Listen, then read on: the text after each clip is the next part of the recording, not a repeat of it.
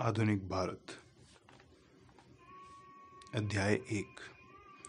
मुगल साम्राज्य का पतन।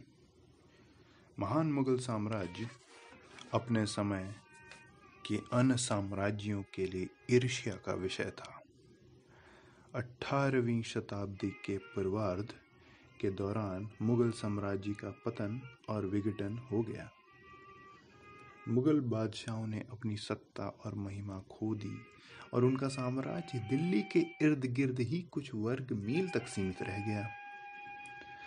अंत में 1803 में दिल्ली पर भी ब्रिटिश फौज का कब्जा हो गया तथा प्रतापी मुगल बादशाह एक विदेशी ताकत का महज पेंशन याफ्ता हो गया।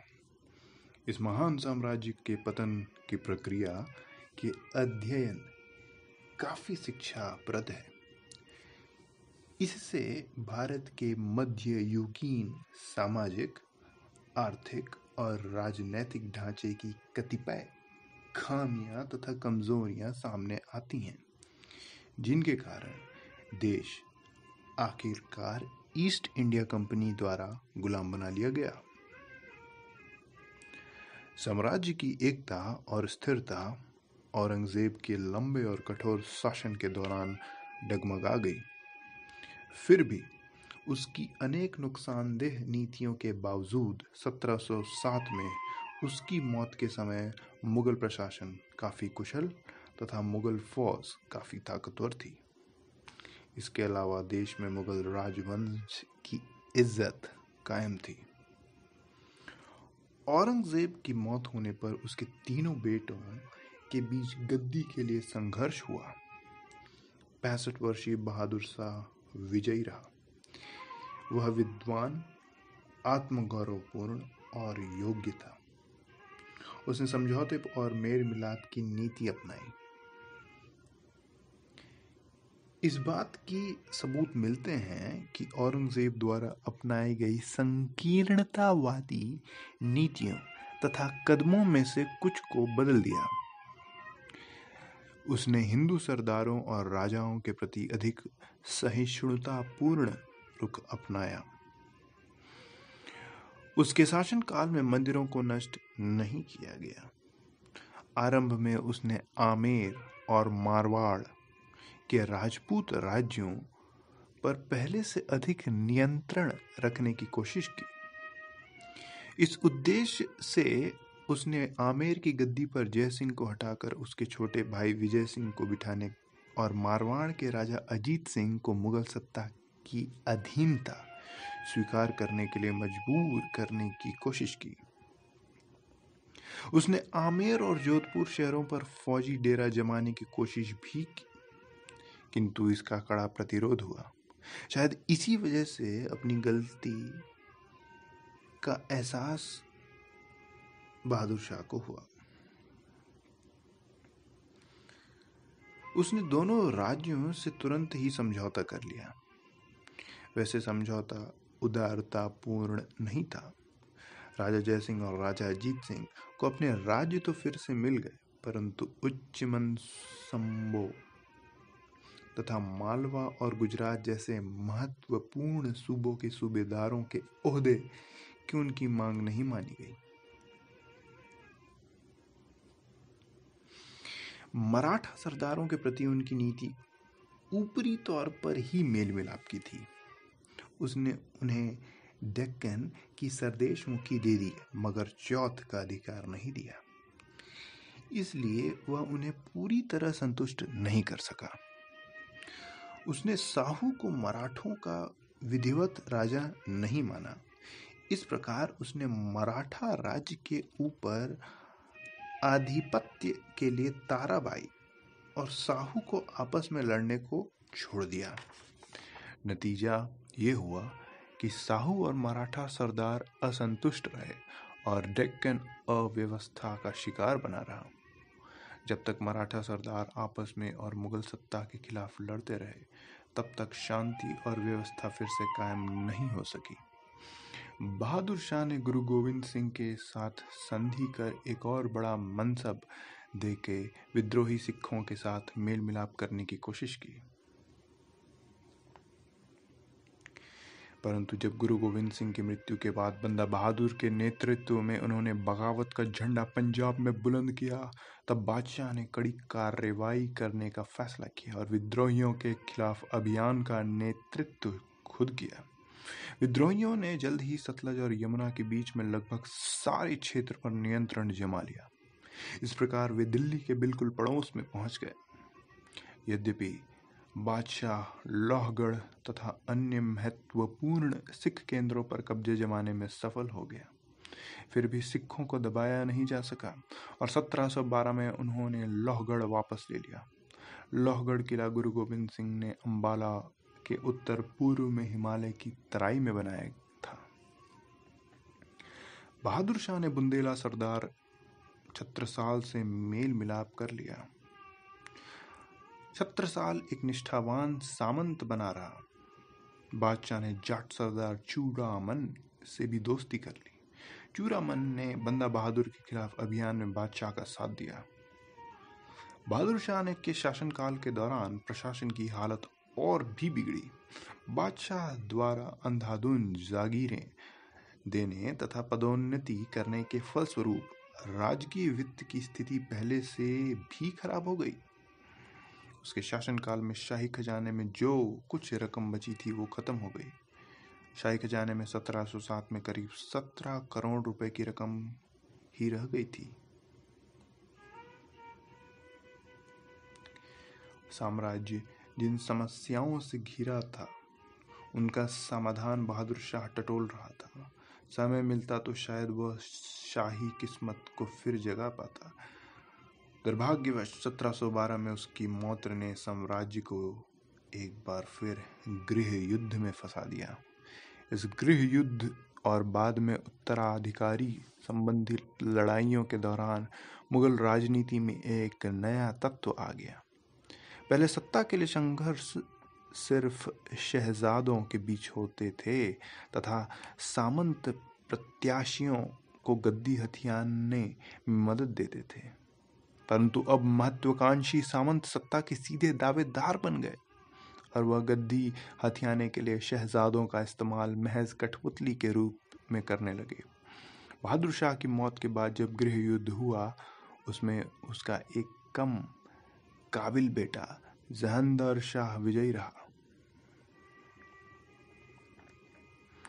क्योंकि उसे उस समय के सबसे शक्तिशाली सामंत जुल्फिकार खां का समर्थन मिला। जहांदर शाह एक कमजोर और पतित शहजादा था। उसमें सद्व्यवहार, बड़प्पन और शिष्टाचार की बेहद कमी थी। जहांदर शाह के शासनकाल में प्रशासन वस्तुतः अत्यंत योग्य, कर्मठ जुल्फिकार खां के हाथों में था। जुल्फिकार खां वजीर बन गया था। उसका ख्याल था कि दरबार में अपना स्थिति को मजबूत बनाने तथा साम्राज्य को बचाने के लिए जरूरी है कि राजपूत राजाओं तथा मराठा सरदारों के साथ मैत्रीपूर्ण संबंध कायम किया जाए और हिंदू सरदारों के साथ आमतौर पर मेल मिलाप हो। इसलिए उसने तेजी से औरंगजेब की नीतियां बदल दी। घृणित जजिया को खत्म कर दिया गया। आमेर के जयसिंह को मिर्जा राजा सवाई की पदवी दी गई और मालवा के सूबेदार बना दिया गया। मारवाड़ के अजीत सिंह को महाराजा की पदवी दी गई और गुजरात का सूबेदार बना नियुक्त किया गया। जुल्फिकार खां ने पहले के उस गैर सरकारी व्यवस्था की पुष्टि कर दी जो दक्कन में उसके सहायक दाऊद खां पन्नी के 1711 में मराठा राज शाहू के साथ की थी।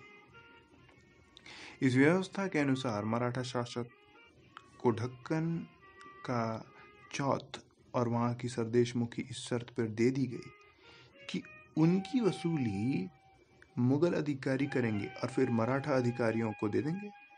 जुल्फिकार खान ने चूड़ामन, जाट और छत्रसाल बुंदेला के साथ भी मेल मिलाप कर लिया। केवल बंदा और सिखों के प्रति उसने दमन की पुरानी नीति जारी रखी। जागीरों और ओहदों की अंधाधुंध वृद्धि पर रोक लगाकर जुल्फिकार खान ने साम्राज्य की वित्तीय हालत को सुधारने की कोशिश की। उसने मनसबदारों को अधिकृत संख्या में फौज रखने के लिए मजबूर करने की भी कोशिश की। उसने एक गलत प्रवृत्ति इजारा को बढ़ावा दिया। जैसे टोडरमल की भू राजस्व व्यवस्था के अंतर्गत थी, उसी तरह निश्चित दर पर भू राजस्व वसूल करने के बदले सरकार ने इजारादारों, जो कि लगान के ठेकेदार थे, और बिचौलियों के साथ यह करार करना आरंभ कर दिया कि वे सरकार को एक निश्चित मुद्रा राशि दें, मगर उन्हें किसानों से जितना लगान वसूल कर सकें उतना करने के लिए आज़ाद छोड़ दिया गया। इससे किसानों का उत्पीड़न बढ़ा। अनेक शाही सामंतों ने जुल्फिकार खां के विरुद्ध षड्यंत्र किया। इससे भी बुरा बात यह हुआ कि बादशाह ने उसे अपना विश्वास और सहयोग पूरी तरह नहीं दिया। बेईमान कृपा पात्र लोगों ने जुल्फिकार खां के खिलाफ बादशाह के कान भरे। उसे कहा गया कि उसका वजीर बहुत ही ताकतवर और महत्वाकांक्षी होता जा रहा है और वह खुद बादशाह का तख्ता पलट दे सकता है। कायर बादशाह को हिम्मत नहीं हुई कि वह ताकतवर वजीर को बर्खास्त कर सके, मगर उसने गुप्त रूप से वजीर के खिलाफ षड्यंत्र करना शुरू कर दिया। स्वस्थ प्रशासन के लिए इससे बढ़ के विध्वंसकारी कार्य और कुछ नहीं हो सकता था। यानदर शाह को यशहीन शासन जल्द ही जनवरी 1713 में आगरा उसके अपने भतीजे फर्रुखशियार के हाथों हार जाने पर समाप्त हो गया। फर्रुखशियार की अपनी जीत सैयद बंधुओं अब्दुल्ला खां और हुसैन अली खां वराहा के कारण मिली। इसलिए अब्दुल्ला खां को वजीर का पद और हुसैन अली खां को मीर बख्शी का ओहदा मिला। जल्द ही राजकाज में दोनों भाइयों का बोलबाला हो गया। फर्रुखशियार में शासन करने की क्षमता ही नहीं थी। वह कायर, क्रूर, अविश्वसनीय और बेईमान था। इसके अलावा नालायक, मुंह लगे लोगों तथा चापलूसों के असर में आ जाता था। अपनी कमजोरियों के बावजूद फर्रुखशियार सैयद बंधुओं को बेरोक टोक काम कर देने के लिए तैयार नहीं था, बल्कि वह अपनी व्यक्तिगत सत्ता कायम करना चाहता था। दूसरी ओर सैयद बंधुओं का पक्का विश्वास था कि केवल उनके हाथों में वास्तविक सत्ता आने तथा बादशाह के नाम मात्र के शासक होने पर ही प्रशासन ठीक ढंग से चलाया जा सकता है, साम्राज्य का अपकर्ष रोका जा सकता है और उनकी अपनी स्थिति सुरक्षित रखी जा सकती है। इस तरह बादशाह, फर्रुखशियार और उसके वजीर तथा मीर बख्शी के बीच सत्ता के लिए एक लंबा संघर्ष आरंभ हो गया।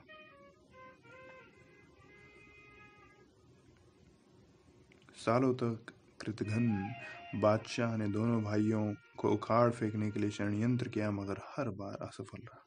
आखिरकार सैयद बंधुओं ने उसे गद्दी से उतार दिया और उसे मार डाला। उसकी जगह उन्होंने बड़ी जल्दी बारी से 2 युवा शहजादों को गद्दी पर बिठाया जो क्षय रोग से मर गए।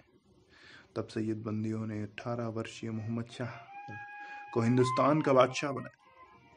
फर्रुखशियार के तीनों उत्तराधिकारी सैयद बंधुओं के हाथों की कठपुतली मात्र, यहाँ तक कि लोगों से मिलने जुलने और घूमने फिरने, उनकी व्यक्तिगत आज़ादी पर भी नियंत्रण था। इस प्रकार 1713 से 1720 में उनके उखाड़ फेंके जाने तक राजकीय प्रशासन में सैयद बंदियों की चलती रही। सैयद बंधुओं ने धार्मिक सहिष्णुता की नीति अपनाई। उनका विश्वास था कि हिंदुस्तान का शासन सुव्यवस्थित रूप से केवल देश के राजकाज में हिंदू सरदारों और सामंतों को मुसलमान सामंतों के साथ संबंध करने से ही चल सकता है। उन्होंने राजपूतों, मराठों और जाटों के साथ मेल मिलाप कर इस्तेमाल फर्रुखशियार और प्रतिद्वंदियों सामंत के खिलाफ करने की कोशिश की। उन्होंने फर्रुखशियार के गद्दी पर बैठते ही जजिया को तुरंत खत्म कर दिया। इसी प्रकार कई जगहों पर तीर्थ यात्री कर हटा दिया। उन्होंने मारवाड़ के अजीत सिंह, आमेर के जय सिंह तथा उन अनेक राजपूत राजकुमारों को प्रशासन में प्रभावशाली ओहदे देकर अपनी ओर मिला लिया। उन्होंने जाट सरदार चूड़ामन के साथ दोस्ती कर ली। अपने प्रशासन के बाद के वर्षों में राजा साहू को स्वराज तथा दक्कन के 6 प्रांतों का चौथ और सरदेशमुखी वसूल करने का अधिकार देकर उसके साथ समझौता कर लिया। बदले में साहू उन्हें 15,000 घुड़सवारों के द्वारा दक्कन में समर्थन देने को तैयार हो गया। सैयद बंधुओं ने बगावतों को दबाने और साम्राज्य को प्रशासनिक बिखराव से बचाने के लिए जोरदार प्रयास किया। वे इन कार्यों में मुख्य रूप से इसलिए विफल रहे कि उन्हें निरंतर राजनीतिक प्रतिद्वंद्विता, झगड़ों और दरबारी षड्यंत्रों का सामना करना पड़ा। शासक क्षेत्रों में निरंतर चलने वाले वैमनस्य ने प्रशासन को सभी स्तरों पर अव्यवस्थित ही नहीं किया बल्कि ठप भी कर दिया। राज्य की वित्तीय स्थिति तेजी से खराब हो गई क्योंकि जमींदारों और बगावती तत्वों ने भू राजस्व अदा करने से इनकार कर दिया। अफसरों ने राज्य की आमदनी का गबन कर लिया। इजारा व्यवस्था के प्रसार के कारण केंद्रीय आय कम हो गई। फलस्वरूप अफसरों और सैनिकों की तनख्वाहें नियमित रूप से नहीं दी जा सकी और सैनिकों में अनुशासनहीनता फैल गई, यहाँ तक कि वे विद्रोह करने लगे। यद्यपि सैयद बंधुओं ने सभी प्रकार के सामंतों से मेल मिलाप और दोस्ती करने की जोरदार कोशिश की, तथापि निजामुल मुल्क और उसके बाप के रिश्तों के भाई मोहम्मद अमीन खां के नेतृत्व में सामंतों का एक शक्तिशाली गुट उनके खिलाफ षड्यंत्र करने लगा। ये सामंत दोनों भाई से उनकी बढ़ती हुई ताकत के कारण डाह करते थे। फर्रुखशियार की गद्दी से हटाए जाने पर और मार दिए जाने से उनके सामंत भयभीत हो गए थे कि अगर बादशाह को मारा जा सकता है तो मात्र सामंतों के लिए क्या सुरक्षा है। इसके अतिरिक्त बादशाह की हत्या ने दोनों भाइयों के खिलाफ जनता में घृणा की एक लहर पैदा कर दी थी। उन्हें लोग विश्वासघाती के रूप में देखने लगे थे। लोग उन्हें नमक हराम कहने लगे थे। औरंगजेब के ज़माने के अनेक सामंत भी सैयद बंधुओं की राजपूत और मराठा सरदार के साथ दोस्ती तथा हिंदुओं के प्रति उदार नीति को नापसंद करते थे। इन सामंतों ने घोषणा की कि सैयद बंधु मुगल विरोधी और इस्लाम विरोधी नीतियां अपना रहे हैं, अतः उन्हें मुसलमान सामंतों में जो धर्मार्थ थे उन्हें सैयद बंधुओं के खिलाफ उभाड़ने की कोशिश की। सैयद बंधु विरोधी सामंतों को बादशाह मोहम्मद शाह का समर्थन मिला, जो दोनों भाइयों के नियंत्रण से अपने को मुक्त करना चाहता था।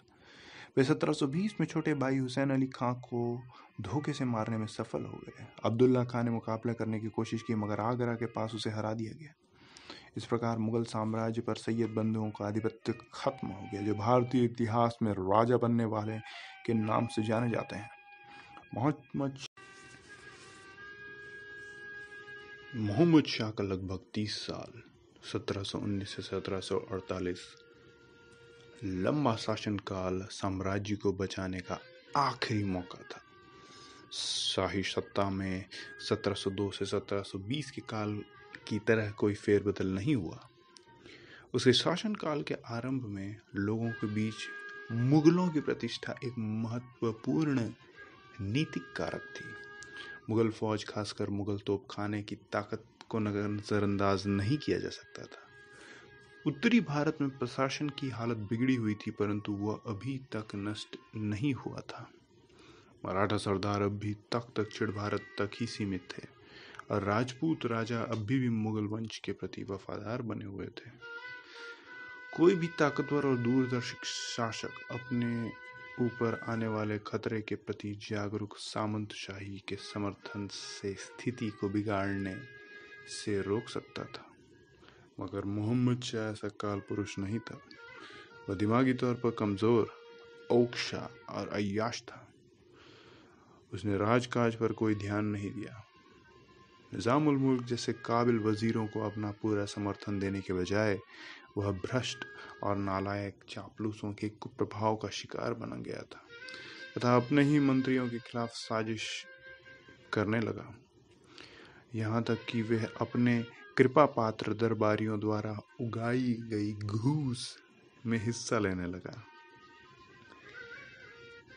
बादशाह के ढूल मूलपन तथा शक्की मिजाज और दरबार के निरंतर झगड़ों से उबकर उस समय के सबसे शक्तिशाली सामंत निजाम उल मुल्क ने अपना महत्वाकांक्षा को प्राप्त करने का फैसला किया।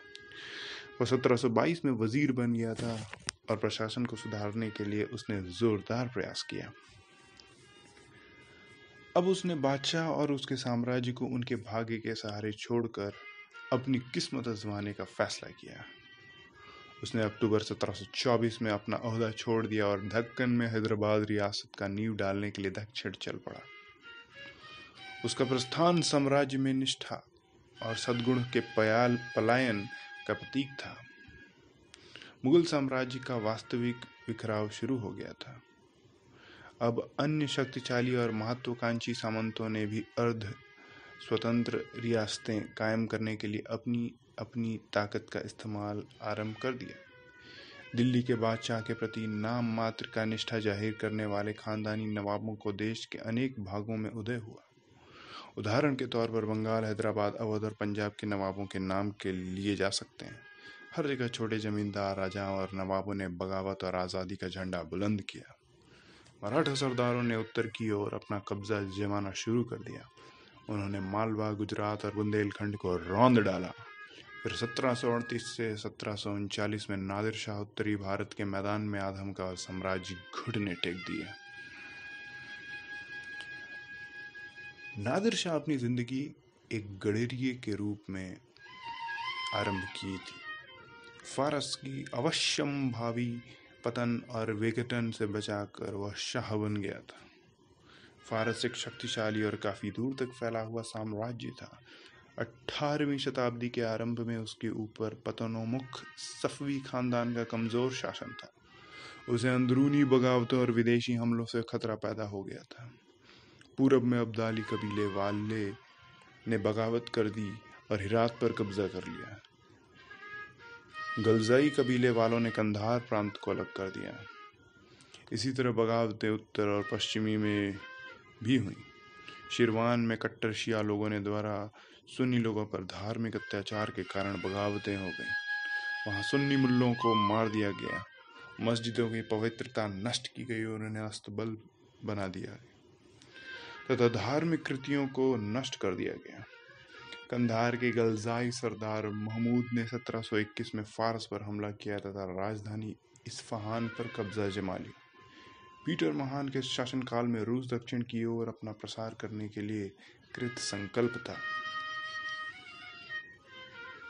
पीटर ने जुलाई 1722 में फारस पर हमला शुरू किया और तुरंत ही फारस को ऐसा समझौता करने का मजबूर कर दिया जिसके अंतर्गत उसे बाकू शहर सहित कैस्पियन सागर के अनेक प्रांतों से हाथ धोना पड़ा। नादिर शाह भारत के प्रति उसके अपार धन के कारण आकर्षित हुआ। भारत अपने अपार वैभव के लिए सदा से प्रसिद्ध था। निरंतर अभियानों ने फारस को वस्तुतः दिवालिया बना दिया था। अपनी भाड़े की फौज को बनाए रखने के लिए पैसों की उसे सख्त जरूरत थी। भारत से लूटा गया धन इस समस्या का एक हल हो सकता था। साथ ही मुगल साम्राज्य के प्रत्यक्ष कमजोरी ने इस प्रकार की लूट खसोट को संभव बना दिया। वह 1738 के अंतिम दिनों बिना किसी विरोध का सामना किए भारतीय इलाकों में घुस गया। वर्षों से उत्तर पश्चिम सीमा की सुरक्षा पर कोई ध्यान नहीं दिया गया था। जब तक दुश्मन ने लाहौर पर कब्जा नहीं कर लिया तब तक खतरे की पूरी तरह महसूस नहीं किया गया। दिल्ली की सुरक्षा के लिए जल्दी जल्दी तैयारियां की गई, मगर गुटबाजी के शिकार सामंतों ने दुश्मन को दरवाजे पर खड़ा देखकर भी सूत्रबद्ध होने से इनकार कर दिया। सुरक्षा की योजना या सुरक्षा फौजों के सेनापति के नाम पर सहमत नहीं हो सके। फूट, अयोग्य नेतृत्व और आपसी द्वेष तथा परस्पर अविश्वास का परिणाम हार के सिवाय और क्या होता। दोनों फौजों के बीच 13 फरवरी 1739 को करनाल में मुकाबला हुआ। आक्रमणकारी ने मुगल फौज को जोरदार शिकस्त दी।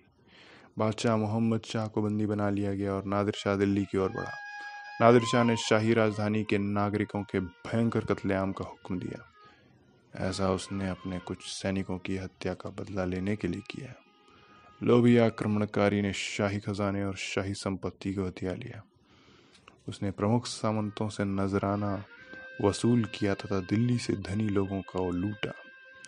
अनुमान किया गया कि उसने कुल मिलाकर 70 करोड़ रुपए का माल लूटा। उसने राज्य में 3 सालों तक बिल्कुल कोई कर नहीं लगाया। प्रसिद्ध कोहिनूर हीरा तथा शाहजहां का रत्न जटित मयूर सिंहासन भी ले गया। उसने मोहम्मद शाह को सिंधु नदी के पश्चिम का साम्राज्य के इलाके को उसे दे देने के लिए मजबूर किया। नादिर शाह के आक्रमण ने मुगल साम्राज्य को भारी नुकसान पहुंचाया। मुगल साम्राज्य की प्रतिष्ठा को अपूर्व क्षति पहुंची तथा साम्राज्य की छिपी हुई कमजोरी का पता मराठा साम्राज्य और विदेशी कंपनियों को लग गया। कुछ समय के लिए केंद्रीय प्रशासन पूरी तरह लकवाग्रस्त हो गया। आक्रमण ने शाही वित्त व्यवस्था को तहस नहस कर दिया और देश के आर्थिक जीवन पर बुरा प्रभाव डाला। कंगाल सामंतों ने किसानों से मनमाना लगान वसूलना और उन्हें पहले से अधिक उत्पीड़ित करना शुरू कर दिया, जिससे वे अपनी खोई हुई दौलत वापस पा सके। वे पहले की अपेक्षा अधिक दुस्साहसपूर्वक आपस में अधिक आमदनी वाले जागीरों और ऊंचे ओहदे के लिए लड़ने लगे। काबुल और सिंधु नदी के पश्चिम के इलाके को खोकर साम्राज्य ने एक बार फिर उत्तर पश्चिम के आक्रमण का खतरा पैदा कर दिया। सुरक्षा की एक महत्वपूर्ण पंक्ति लुप्त हो गई। वस्तुतः यह बड़े आश्चर्य की बात है कि नादिर शाह के चले जाने के बाद लगा कि साम्राज्य में अपनी कुछ शक्ति फिर वापस आ रही है। हालांकि उसके कारगर नियंत्रण में पहले से कम क्षेत्र रह गया था, परंतु यह पूर्ण जीवन भ्रामक और सतही था। मोहम्मद शाह के 1748 में मरने के बाद बेईमान और सत्ता के भूखे सामंतों के बीच कटु संघर्ष हुए, यहाँ तक कि गृह युद्ध छिड़ गया।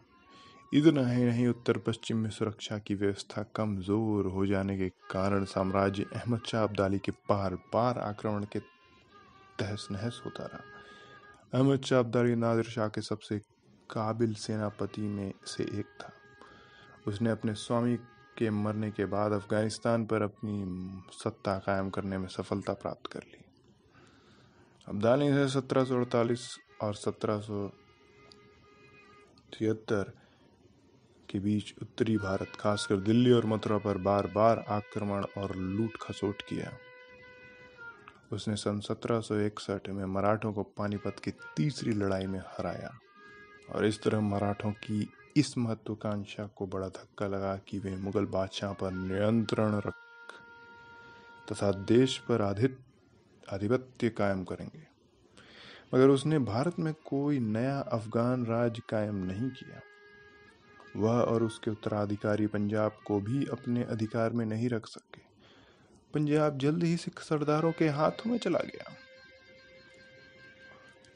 नादिर शाह और अब्दाली के आक्रमण तथा मुगल सामंत शाही के आपसी घातक झगड़ों के कारण 1761 तक मुगल साम्राज्य का अस्तित्व वस्तुतः एक अखिल भारतीय साम्राज्य के रूप में समाप्त हो गया। वह केवल दिल्ली का राज्य मात्र रह गया। कुछ दिल्ली में रोज दंगे और हंगामे नजर आने लगे। महान मुगलों के वंशज अब भारतीय साम्राज्य के लिए संघर्ष में सक्रिय हिस्सा नहीं लेते थे। सत्ता के विभिन्न दावेदारों ने पाया कि उनके नाम पर संघर्ष चलाना राजनीतिक दृष्टि से फायदेमंद है। इसे मुगल वंश दिल्ली के नाम मात्र के सिंहासन पर बहुत दिनों तक बना रहा। शाह आलम, जो 1759 में गद्दी पर बैठा था, आरंभ के सालों में अपनी राजधानी से दूर एक जगह से दूसरी जगह घूमता रहा, क्योंकि उसे अपनी ही वजीर से जान का खतरा था।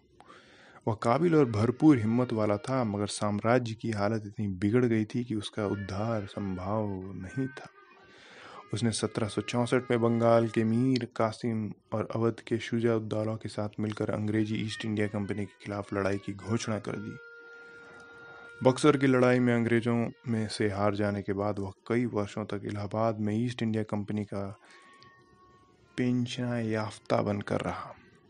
वह 1772 में मराठों के संरक्षण में ब्रिटिश आश्रय छोड़कर दिल्ली लौटा।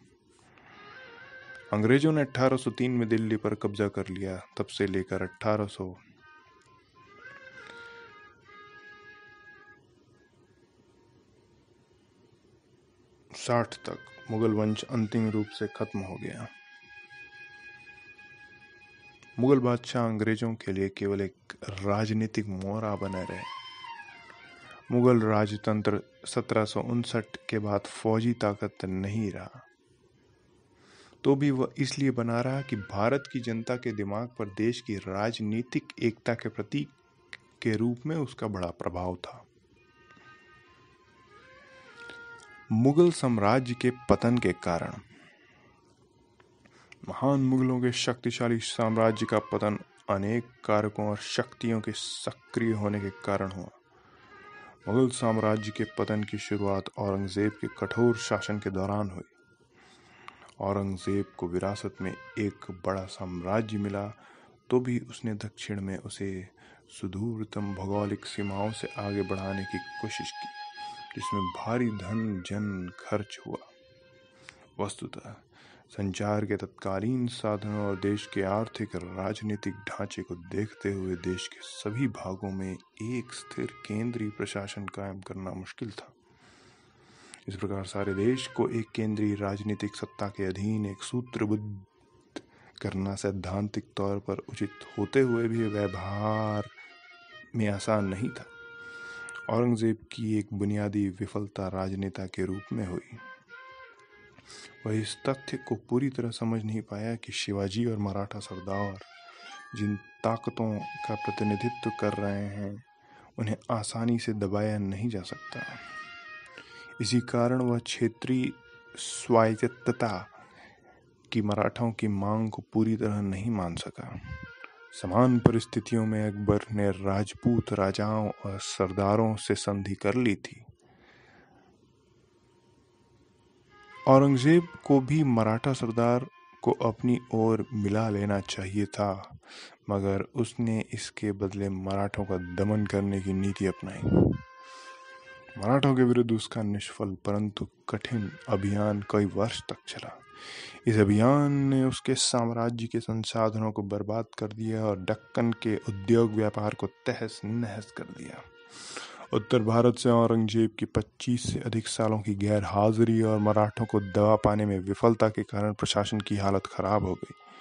इसे साम्राज्य और उसकी फौज की इज्जत गिरी। महत्वपूर्ण उत्तर पश्चिम सीमा पर ध्यान नहीं दिया जा सका और प्रांतीय तथा स्थानीय अफसरों को केंद्रीय सत्ता की अवहेलना करने और स्वतंत्रता का सपना देखने के लिए प्रोत्साहन मिला।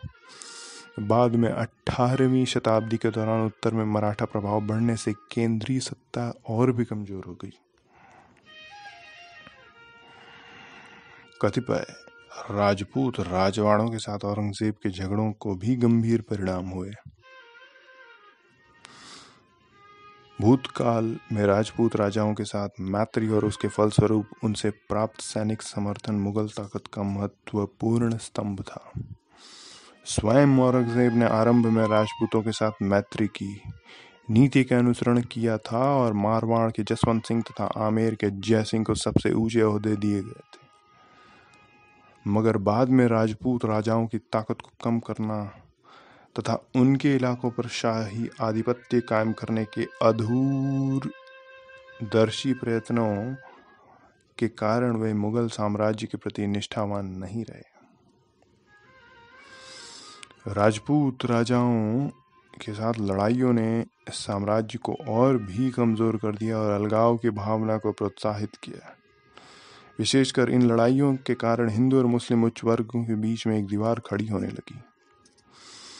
औरंगजेब के प्रशासन की ताकत को उसके मुख्य केंद्र दिल्ली के इर्द गिर्द सतनामी जाट और सिख बगावतों ने चुनौती दी।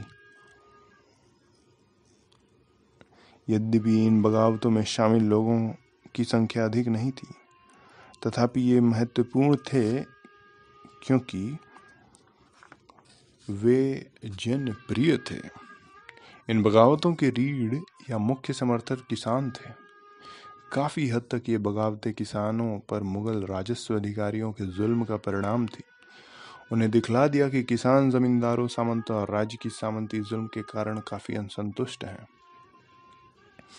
औरंगजेब के धार्मिक कठमुल्लापन और हिंदू शासकों के प्रति नीति ने मुगल साम्राज्य की स्थिरता को गहरा नुकसान पहुंचाया। अकबर, जहांगीर और शाहजहां के जमाने में मुगल राज्य मूलतः एक धर्मनिरपेक्ष राज था।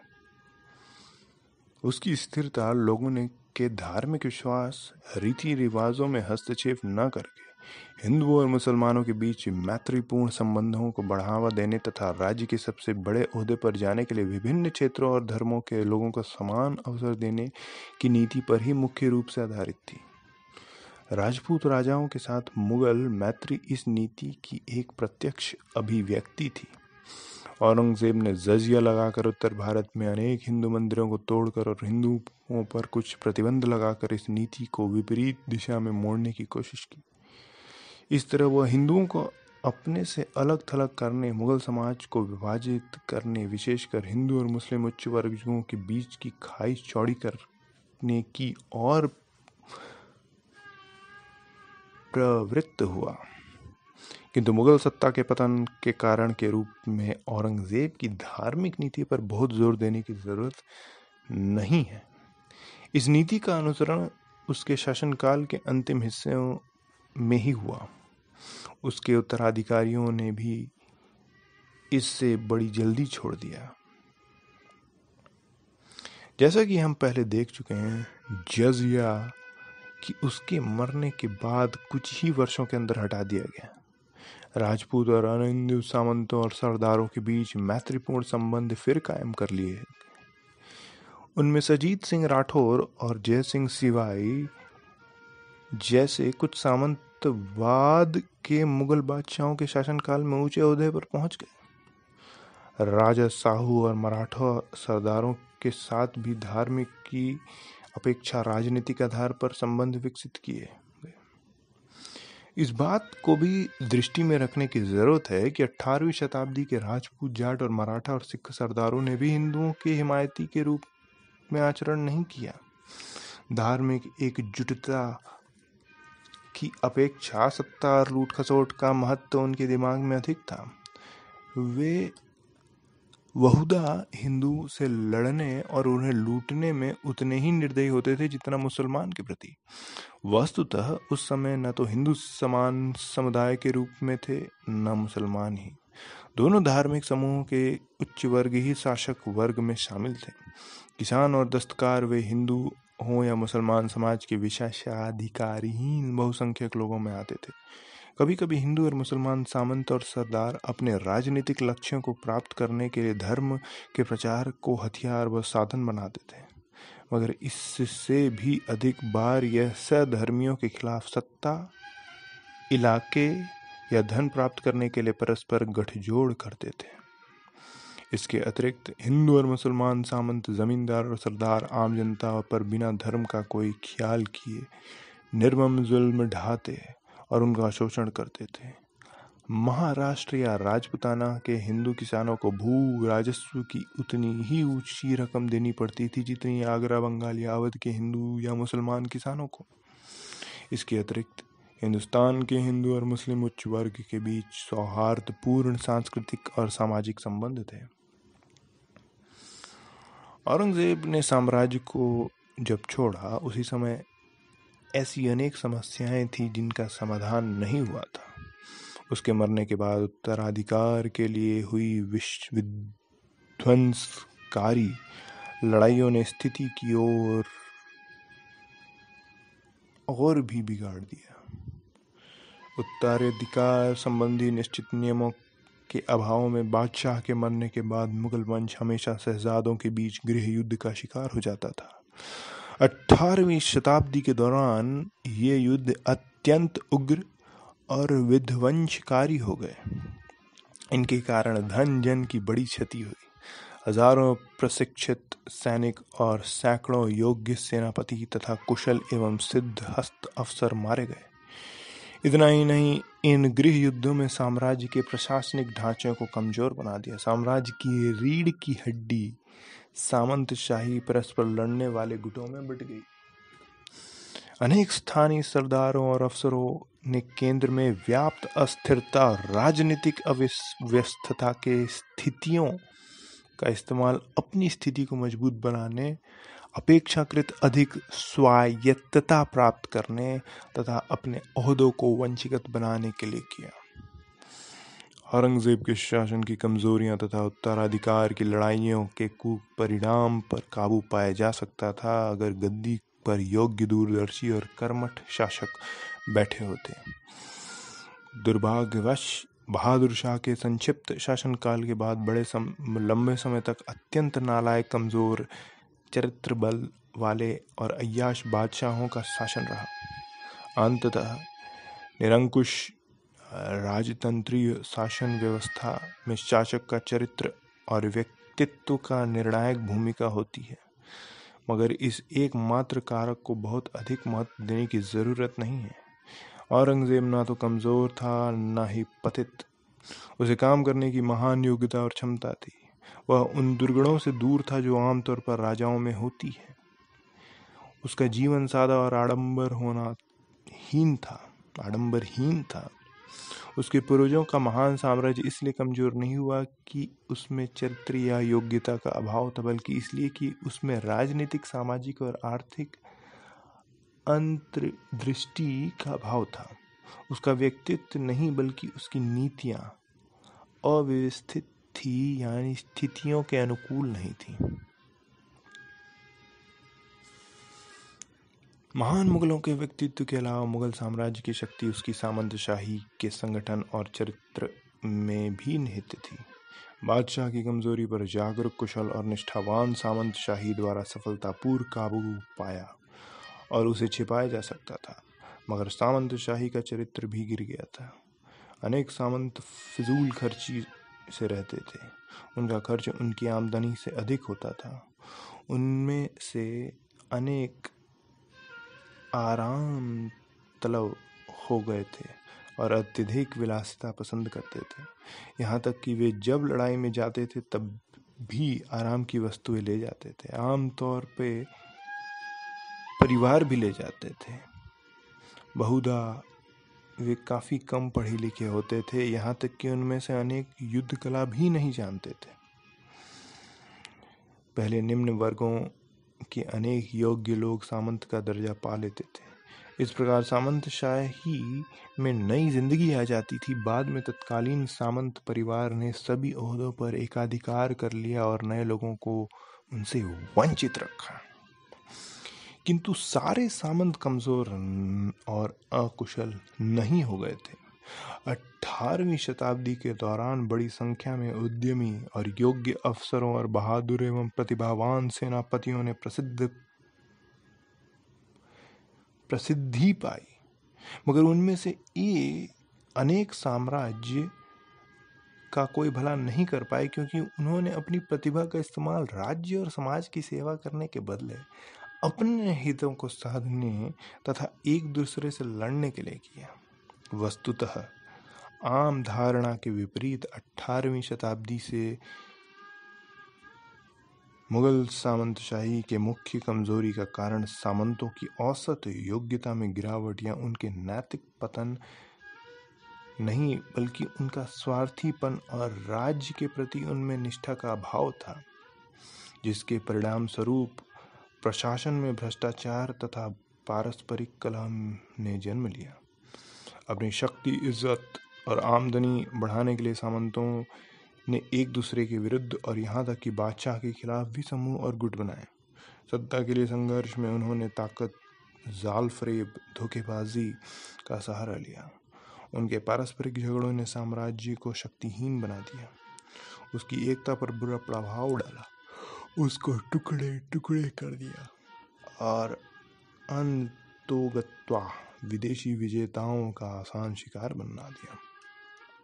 इस सिलसिले में सबसे अधिक दोषी वे सामंत थे जो कर्मठ और योग्य थे। उन्होंने ही अपनी निजी राजवाड़े बनाकर साम्राज्य की एकता को छिन्न भिन्न कर दिया। इस प्रकार बाद की मुगल सामंतशाही की आकर्षक व्यक्तिगत दुर्गुण के कारण उतना नहीं हुआ था जितना सार्वजनिक सद्गुण तथा राजनीतिक दूरदर्शिता के अभाव और सत्ता के लिए अदूरदर्शितापूर्ण भागदौड़ के कारण हुआ था। मगर ये विशेषताएं केवल केंद्र स्थित मुगल सामंतशाही की ही नहीं थी, वे समान मात्रा में उदीयमान मराठा सरदारों, राजपूत राजाओं, जाट सिख तथा बुंदेल सरदारों, स्वायत्त प्रांतों के नए शासक और उन अन्य अनगिनत दुस्साहसियों में भी थी जिन्होंने 18वीं शताब्दी के अशांत काल के दौरान शोहरत और सत्ता प्राप्त की थी। सामंतों की बढ़ती हुई स्वार्थपरता और गुटबाजी का एक प्रमुख कारण था जागीरों का भाव तथा तत्कालीन जागीरों की घटी हुई आमदनी, जबकि सामंतों की संख्या और उनके खर्च में वृद्धि हो रही थी। इसलिए उनके बीच तत्कालीन जागीरों पर अधिकार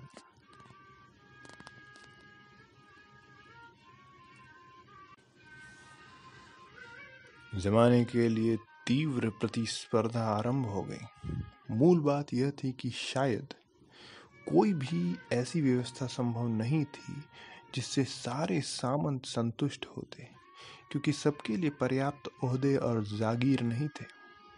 जागीरों के अभाव के कुछ अन्य परिणाम हुए। सामंतों ने अपनी जागीरों से अधिकतम आय प्राप्त करने की कोशिश की, जिससे कि किसानों का बोझ बढ़ा। उन्होंने तत्कालीन जागीरों और ओहदों को वंशगत बनाने के लिए कोशिश की। अपने बजटों को संतुलित करने के लिए उन्होंने खालसा जमीन को हथिया लिया।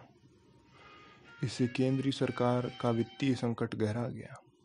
उन्होंने आमतौर से अपना खर्च घटाने के लिए आसपास निर्धारित संख्या में कम सैनिक रखने शुरू कर दिए और इस प्रकार साम्राज्य की सैनिक शक्ति कमजोर हो गई।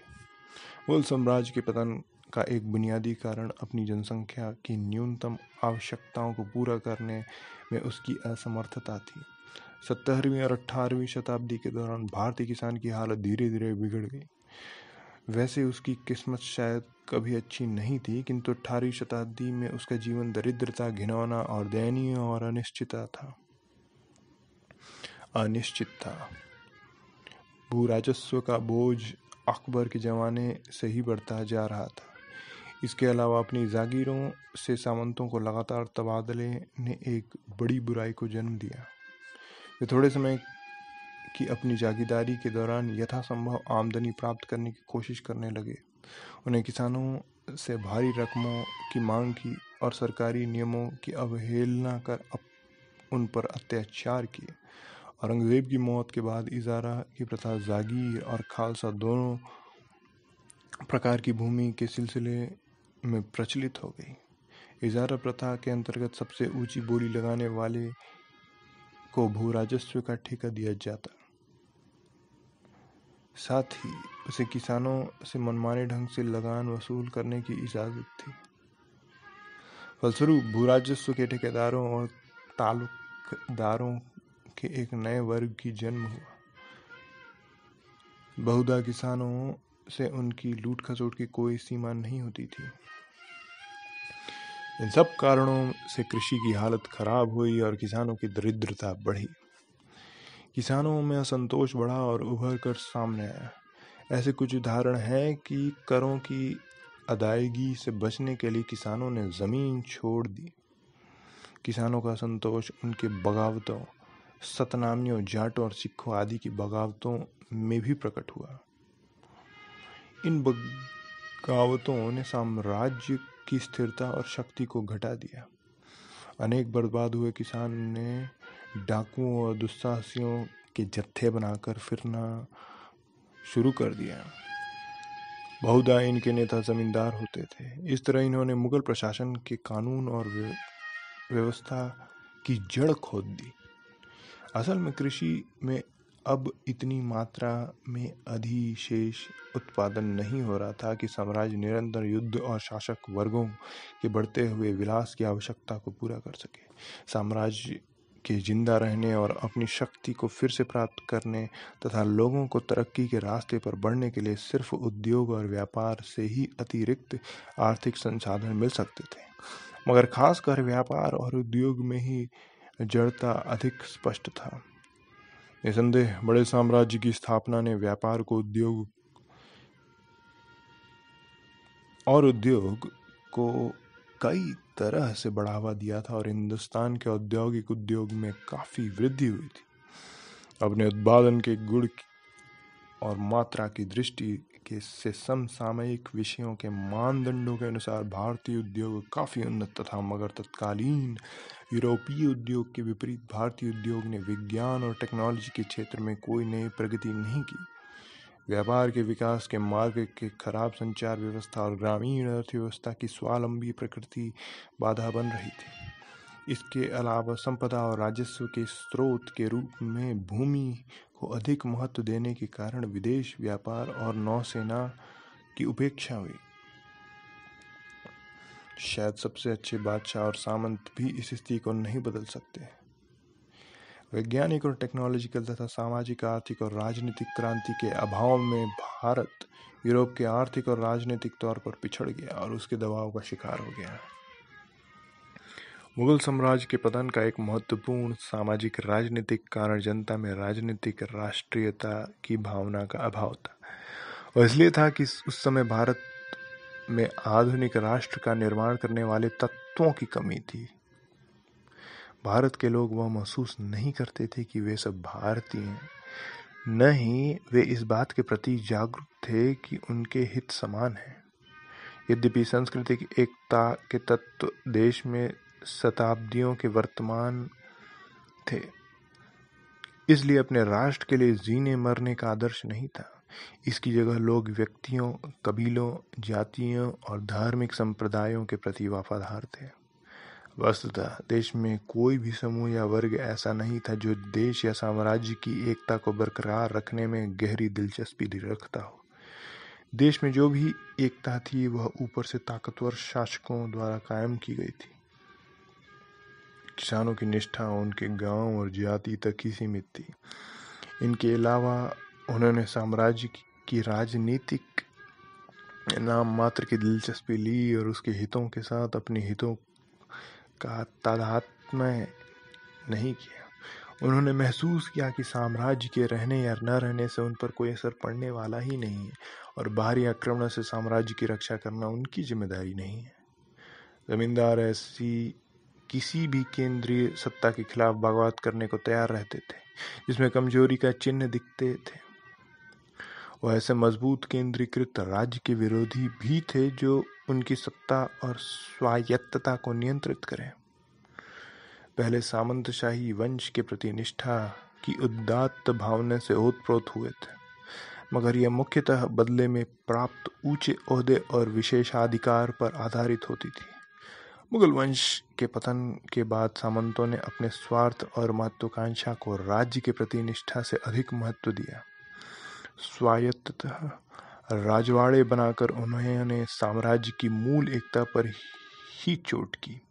यहाँ तक कि वे लोग भी, उदाहरण के तौर पर मराठे, जाट और राजपूत, जिन्होंने साम्राज्य के खिलाफ बगावत की, अपनी क्षेत्रीय, कबीलाई या व्यक्तिगत सत्ता को मजबूत करने में दिलचस्पी रखते थे। उनमें भारत राष्ट्र या उसकी एकता के लिए लड़ने का कोई विचार नहीं था। वास्तविकता यही था कि भारतीय अर्थव्यवस्था, सामाजिक संबंधों, जाति के ढांचे और राजनीतिक संस्थानों के चरित्र को देखते हुए कहा जा सकता है कि भारतीय समाज के एकीकरण या एक राष्ट्र के रूप में उदय के लिए समय परिपक्व नहीं हुआ था। ऊपर जिन कारणों की चर्चा की गई है उनके परिणाम स्वरूप अगर मुगल साम्राज्य की सैन्य शक्ति नहीं टूटी होती तो वह काफी लंबे समय तक टिक सकता था। 18वीं शताब्दी के दौरान साम्राज्य की प्रशासनिक कार्यकुशलता में तेजी से गिरावट आई।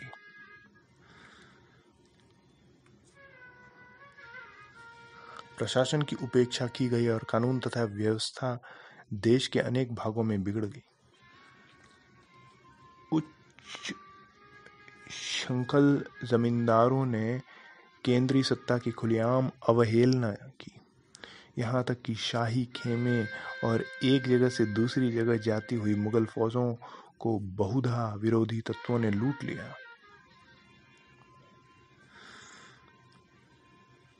भ्रष्टाचार और घूसखोरी, अनुशासनहीनता और अकुशलता, अवज्ञा और निष्ठाहीनता सभी स्तरों पर अफसरों में बड़े पैमानों पर व्याप्त थी। केंद्रीय सरकार बहुधा दिवालियापन के निकट होती थी। पुरानी संचित संपदा खत्म हो चुकी थी, जबकि आय के तत्कालीन स्रोत संकुचित हो गए थे। अनेक प्रांत केंद्र के प्रांतीय राजस्व नहीं भेज पाते थे। खालसा भूमि का क्षेत्रफल धीरे धीरे घटा दिया गया, क्योंकि बादशाहों ने मंत्र सामंतों को संतुष्ट करने के लिए इस भूमि से जागीर दी। विद्रोही जमींदार नियमित रूप से राजस्व रोके रखते थे। किसानों को सताकर आमदनी बढ़ाने की कोशिशों के कारण लोगों में प्रतिक्रिया हुई। अंततोगत्वा साम्राज्य की फौजी ताकत पर बुरा प्रभाव पड़ा। 18वीं शताब्दी के दौरान मुगल सेना में अनुशासन और लड़ने के लिए हौसले की कमी थी। धन की कमी के कारण बड़ी फौज रखना कठिन था। उसके सैनिक और अफसरों को महीने तक वेतन नहीं दिया जाता था, और चूंकि ये केवल भाड़े के सैनिक होते थे, इसलिए वे हमेशा असंतुष्ट रहते थे और बगावत के लिए उतारू रहते थे। फिर ऐसे सामंत जो सेनापति भी होते थे, अपनी वित्तीय कठिनाइयों के कारण निर्दिष्ट संख्या में सैनिक दस्ते नहीं रखते थे। इसके अलावा गृह युद्धों में अनेक तेज तर्रार सेनापतियों और बहादुर एवं अनुभवी सैनिकों की मृत्यु हो गई। इस प्रकार फौज, जो हर साम्राज्य का अंतिम समर्थन होती थी और महान मुगलों का गौरव थी, इतनी कमजोर हो गई कि वह ना तो महत्वाकांक्षी सरदारों और सामंतों को नियंत्रित कर सकती थी और ना ही साम्राज्य के विदेशी आक्रमणों से बचा सकती थी। मुगल साम्राज्य पर अंतिम आघात लगातार हुए विदेशी आक्रमणों ने किया। नादिर शाह और अहमद शाह अब्दाली द्वारा आक्रमणों ने साम्राज्य की कमजोरी के परिणाम थे। साम्राज्य को धनहीन बना दिया, उत्तर भारत के में व्यापार और उद्योग को बर्बाद कर दिया तथा साम्राज्य के सैनिक शक्ति नष्ट कर दी। अंत में ब्रिटिश चुनौती ने सामने आकर संकटग्रस्त साम्राज्य को फिर से जीवित होने का आखिरी आशा को भी खत्म कर दिया। इसी अंतिम तथ्य में मुगल साम्राज्य के पतन का अत्यंत महत्वपूर्ण परिणाम निहित है। कोई भी भारतीय शक्तियां महान मुगलों की विरासत का दावा करने के लिए सामने नहीं आई। वे साम्राज्य को नष्ट करने के लिए पर्याप्त रूप से ताकतवर थीं, मगर उसे एक सूत्रबद्ध करने या उसकी जगह पर कोई नई चीज लाने में समर्थ नहीं थी। ऐसा कोई नई समाज व्यवस्था नहीं बना सकी जो पश्चिम से आने वाले नए दुश्मनों के सामने टिक सके। उनमें से सब उसी ठूंठ समाज व्यवस्था का प्रतिनिधित्व करती थीं जिसके नेता मुगल थे। वह सब उन्हीं कमजोरियों का शिकार थी जिन्होंने शक्तिशाली मुगल साम्राज्य को नष्ट कर दिया था। दूसरी ओर भारत का दरवाजा खटखटा रहे यूरोप वासी ऐसे समाज से आए थे जिसने एक बेहतर आर्थिक व्यवस्था का विकास किया था और जो विज्ञान तथा टेक्नोलॉजी में काफी उन्नत था। मुगल साम्राज्य के पतन की सबसे दुखद बात यह हुई कि उसकी जगह पर एक ऐसी विदेशी शक्ति आई जिसने अपने हितों का ख्याल कर देश के शताब्दियों पुराने सामाजिक आर्थिक ढांचे को हटाकर उसकी जगह एक उपनिवेशिक ढांचा को रखा। भारतीय समाज जड़ता को तोड़ दिया और परिवर्तन की नई शक्तियों को जन्म दिया। इस प्रक्रिया ने उपनिवेशिक संपर्क के कारण जन्म लिया, इसलिए वह अपने साथ आर्थिक, राजनीतिक और सांस्कृतिक पिछड़ापन को कौन कहे अवश्यंभावी रूप से घोर दरिद्रता और राष्ट्रीय अपकर्ष लेकर आई। मगर परिवर्तन की ठीक इन्हीं शक्तियों ने आधुनिक भारत की गतिशीलता को जन्म दिया।